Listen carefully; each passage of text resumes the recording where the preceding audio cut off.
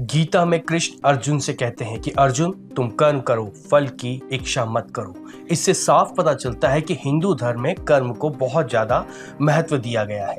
लेकिन आखिरकार कर्म को महत्व क्यों दिया गया है? इसके पीछे एक कारण है, हमारा जीवन। हम हमारे जीवन को सिर्फ यही मान लेते हैं कि हम जन्म लिए हैं और हमारी मृत्यु हो जाएगी, लेकिन हमारा जीवन इससे कहीं ज़्यादा बड़ा है। हमने जब भी जन्म लिया है उससे पहले भी हमारी कभी मृत्यु हुई थी और उस मृत्यु से पहले भी हम कभी मरे थे। मतलब यह एक निरंतर चलने वाली प्रक्रिया है। हम कईयों बार जन्म लिए हैं, कईयों बार हमारी मृत्यु हुई है और हमने अभी भी जन्म लिया है और आने वाले समय में भी हम जन्म लेते जाएंगे और हमारी मृत्यु होती जाएगी। ये जो हम जन्म लेते हैं ये एक छोटा सा भाग है। हमारी मृत्यु के बाद हमारे कर्म के आधार पर हमको फल मिलता है। हमको या तो स्वर्ग मिलता है या नरक मिलता है या फिर मोक्ष मिलता है। हमारे जीवन में हमको सिर्फ मौका दिया गया है कि हम हमारे कर्मों को सही कर सकें ताकि मृत्यु के बाद हमको या तो नरक मिले या स्वर्ग मिले या मोक्ष मिले। हमको हमारा जीवन सिर्फ एक मौके के रूप में दिया गया है। अब इसको थोड़ा सा अच्छे से समझते हैं। क्या होता है कि हमारा पूरा जीवन जो है वो यह जीवन नहीं, एक बड़ा जीवन है जिसमें ये सारी चीजें आती हैं। हमको इस जीवन में कर्म करने की स्वतंत्रता है। आप मरने के बाद ना स्वर्ग में किसी तरह का कर्म करते हैं, ना ही नरक में किसी तरह का कर्म करते हैं। वहां पर सिर्फ आप भोगते हैं। जो कर्म करना है वो हमको सिर्फ इसी जीवन में मिलता है। तो इस जीवन में हम हमारे कर्म इस तरह से करें कि हमको या तो स्वर्ग मिलेगा या नरक मिलेगा या फिर मोक्ष मिलेगा। तो यह जीवन हमारे कर्म के लिए है। अब हमको किस तरह का कर्म करना चाहिए जो हमको नरक मिले या स्वर्ग मिले या हमको मोक्ष मिले, वो निर्भर करता है कि हमारे धार्मिक ग्रंथों में हमको किस तरह के कार्य करने को कहा गया है। सबसे पहले तो हम यह समझते हैं कि हमारे कर्म होते कितने प्रकार के हैं। वैसे तो कर्म कई प्रकार के होते हैं, लेकिन मुख्य रूप से 3 तरह के कर्म माने गए हैं: संचित कर्म, प्रारब्ध कर्म और क्रियमाण कर्म। संचित कर्म वह कर्म होते हैं कि जब हमने हमारे पुनर्जन्म में जो कार्य करे थे लेकिन उनका फल नहीं मिल पाया, वो संचित हो गए हैं, वो इकट्ठा हो गए हैं। तो वो जो कर्म है वो हमारे संचित कर्म है। उन कर्म के आधार पर हमको या तो स्वर्ग मिला या नरक मिला, लेकिन सारे कर्म हमारे वहां पर हमको फल के रूप में नहीं मिल पाए हैं, इसलिए हमारा पुनर्जन्म हुआ है। और जब पुनर्जन्म हुआ है तो अब यहाँ पर प्रारब्ध कर्म आते हैं कि उन जन्म में हमने जो कार्य करे थे उस कार्य के हिसाब से हमको यहाँ पर जन्म मिला है और इस जन्म में हमको या तो बहुत सुख सुविधाएं मिली होंगी या फिर हम हमारे जीवन में कष्ट में बीत रहे होंगे। तो वो जो चीजें हैं वो प्रारब्ध कर्म है जिनके फल हमको मिलने वाले हैं। और क्रियमाण कर्म, क्रियमाण कर्म वह कर्म होते हैं जो कि आप अब इस जीवन में करेंगे और वह आपके संचित होते जाएंगे, जो कि आपको प्रारब्ध के रूप में आगे मिल जाएंगे। तो इस तरह से हमारे कर्म चलते हैं। हमारा संचित कर्म जो हमने संचय कर रखा है पुनर्जन्म में, हमको प्रारब्ध कर्म उसके आधार पर हमको इस जन्म में जन्म मिला है, और जो हमारे क्रियमाण कर्म है जो कि हम इस जन्म में करेंगे जो कि आगे जाके संचित हो जाएंगे। इन्हीं के आधार पर हमको स्वर्ग, नरक या मोक्ष मिलता है। तो हम जो कर्म कर रहे हैं या जो हमको कर्म का फल मिल रहा है वही हमारा यह जीवन है, लेकिन यह जीवन इससे कहीं ज्यादा बढ़कर है। तो थोड़ा सा कॉम्प्लेक्स हो रहा होगा, है ना?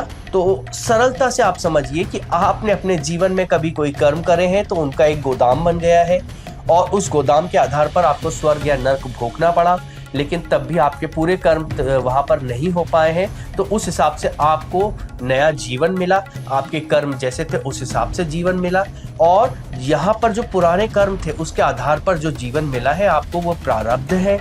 और यहाँ पर अब जो आप कार्य करेंगे वो आपका क्रियमाण कर्म कहलाएगा। अगर हम हमारे जीवन में कुछ ऐसा करें जिससे हमारा संचित कर्म, जो हमारे पूर्व में जो हमने कर्म करा है, वो खत्म हो जाए और इस जीवन में आप अच्छे काम करें, तो इससे आपको एक अच्छा फल मिलेगा और पुराने कर्म आपके खत्म हो जाएंगे। तो आप स्वर्ग और नरक और जीवन मृत्यु से भी परे जाकर मोक्ष को प्राप्त करेंगे। मोक्ष का मतलब होता है ईश्वर में विलीन हो जाना। जिस तरह से एक बूंद समुद्र में गिरती है तो वह बूंद अपने आप का अस्तित्व खोकर समुद्र बन जाती है, वैसे ही मोक्ष का मतलब होता है कि आप ईश्वर में विलीन हो जाए, मतलब आप ही ईश्वर हो जाए और ईश्वर ही आप हो जाए। आप में और ईश्वर में कोई भेद ना रहे, तो आप यह जन्म मरण के मृत्यु और पाप को पुण्य इन सब चीजों से परे हो जाते हैं। अगर आपने यह वीडियो यहाँ तक देख लिया है और आपको पसंद आ रहा हो तो हमारे वीडियो को लाइक ज़रूर करें, साथियों के साथ में शेयर करें और हमारे चैनल को सब्सक्राइब ज़रूर करें। तो आगे बढ़ते हैं। हिंदू धर्म के अनुसार मृत्यु के बाद मनुष्य को 3 मार्ग से होकर गुजरना पड़ता है। उसमें से सबसे पहला है पितृलोक। पितृलोक में ही स्वर्ग और नर्क होता है। आपने अपने जीवन में जिस तरह के कार्य करे हैं उस हिसाब से मृत्यु के बाद में आपको पितृलोक जाना पड़ता है और वहां पर यमराज आपके कर्मों का हिसाब करते हैं कि आपको स्वर्ग जाना पड़ेगा या आपको नर्क जाना पड़ेगा। अगर आपने जीवन में अच्छे कार्य करे हैं, आपने लोगों को हमेशा सुखी करा है, आपने धर्म कर्म के काम करे हैं, आपने दान दिया है लोगों को, तो आपको स्वर्ग मिलेगा जिसमें आपको सारी सुख सुविधाएं मिलेंगी। आपको कभी भी किसी भी तरह का कोई कष्ट नहीं होगा। स्वर्ग को आप इस तरह से समझिए कि यह एक ऐसा पार्टी जैसा नहीं है कि आप वहाँ बैठ गए और वहाँ पर पार्टी चल रही है, आपके लिए समय पे खाना आ रहा है, आपको बहुत अच्छे बिस्तर पे बिठाया जा रहा है, बहुत सुगंधित फूलों की खुशबू आ रही है। इस तरह का स्वर्ग का वर्णन हमको फिल्मों में और सीरियल्स में तो देखने को मिलता है, लेकिन वास्तव में स्वर्ग इस तरह से नहीं है। स्वर्ग का मतलब आप ऐसी स्थिति में हैं जहाँ पर आपको भूख लगेगी ही नहीं, यहाँ पर आपको किसी तरह का कोई कष्ट होगा ही नहीं। आपको सिर्फ मन में विचार करना है, आपको वह चीज़ अपने आप अंदर आपके शरीर में मिल जाएगी। अगर आपको भूख लग रही है तो आप खाने का विचार करेंगे तो आपका पेट भर जाएगा। प्यास लगने पर पानी का विचार करेंगे तो आपको पानी मिल जाएगा। आपको किसी भी तरह का गर्मी या सर्दी का कोई एहसास नहीं होगा।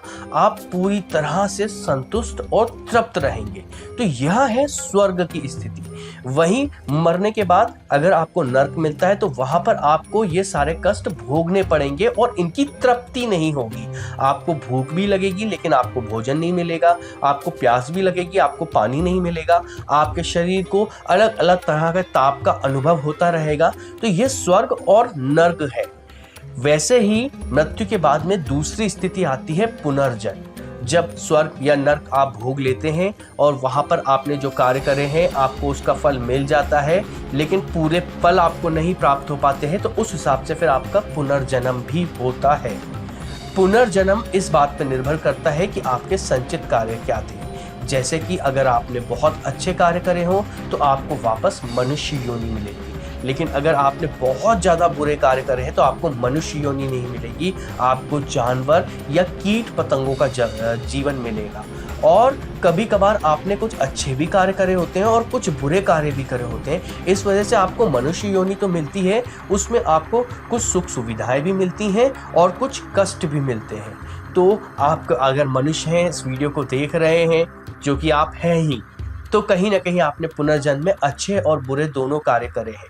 बुरे कर्म आप इस जीवन में भोग रहे हैं, लेकिन आगे आपको ये चीज़ें फिर से ना भोगनी पड़े, इसलिए आप बुरे कर्म ना करें, अच्छे कर्म करें, ताकि आपको मरने के बाद या तो स्वर्ग मिले या फिर मोक्ष मिले।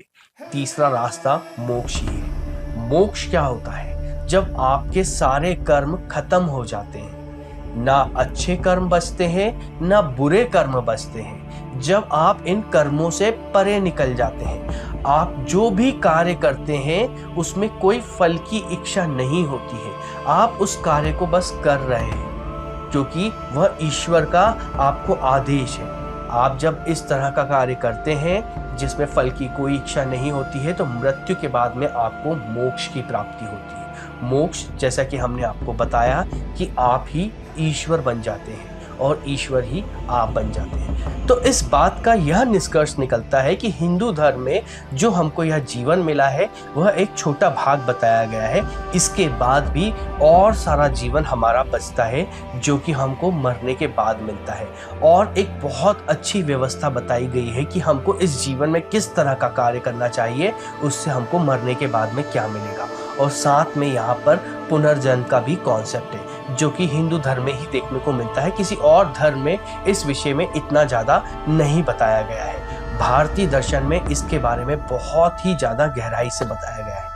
और अगर आपको इस विषय में ज़्यादा जानना है तो हमने गरुड़ पुराण पे एक पूरा वीडियो बनाया है, आप उसको देख सकते हैं। अगर यह वीडियो आपको पसंद आया हो तो इसको लाइक करें, अपने साथियों के साथ में शेयर करें और हमारे चैनल को सब्सक्राइब ज़रूर करें, क्योंकि इससे हमें धर्म प्रचार में प्रोत्साहन मिलता है।